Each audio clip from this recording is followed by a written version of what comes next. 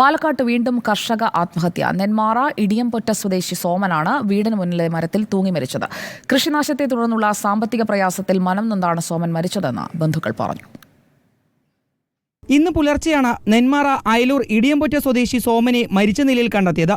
വീടിന് സമീപത്തെ മരത്തിൽ തൂങ്ങി മരിച്ച നിലയിലായിരുന്നു മൃതദേഹം.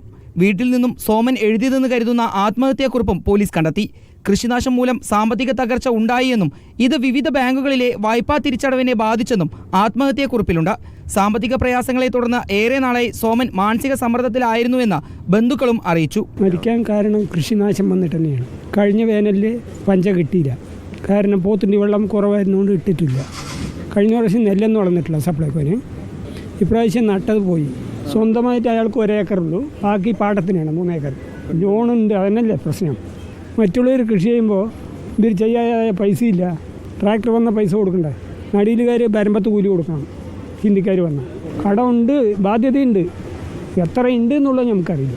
ഇൻക്വസ്റ്റ് നടപടികൾക്ക് ശേഷം മൃതദേഹം പാലക്കാട് ജില്ലാ ആശുപത്രി മോർച്ചറിയിലേക്ക് മാറ്റി. റിപ്പോർട്ടർ, പാലക്കാട്.